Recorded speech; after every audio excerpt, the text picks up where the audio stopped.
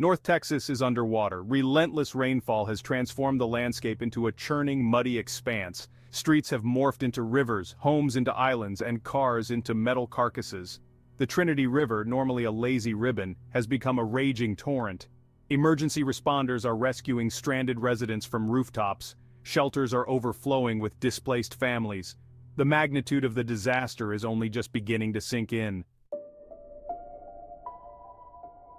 The deluge is the result of a confluence of factors, both meteorological and man-made.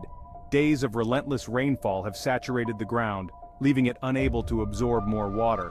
Urban sprawl and impervious surfaces like concrete and asphalt exacerbate the flooding. Aging infrastructure designed for a different era is overwhelmed. The floods serve as a stark reminder of the choices we make today about how we build our cities and manage our water resources. The floodwaters have carved a path of devastation through North Texas.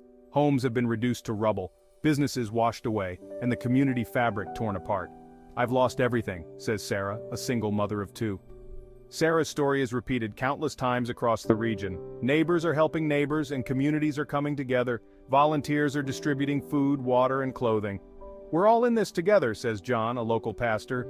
The resilience and compassion of the human spirit offer hope amidst the devastation.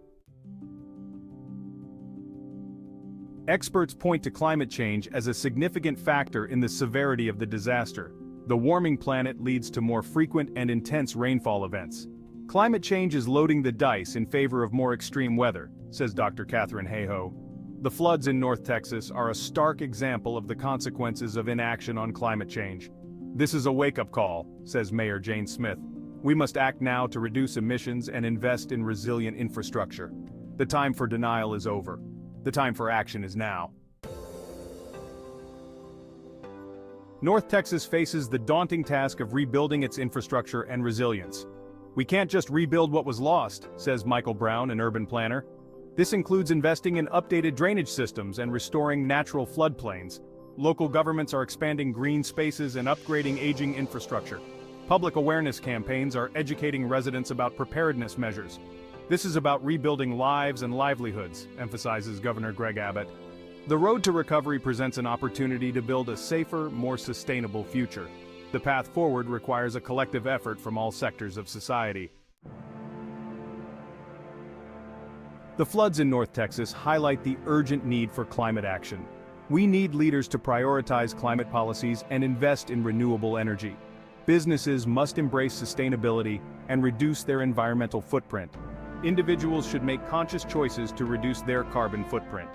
"The future of our planet depends on the choices we make today," warns Greta Thunberg. "By working together, we can create a resilient and sustainable future. Let us honor the resilience of those rebuilding by committing to a more just future."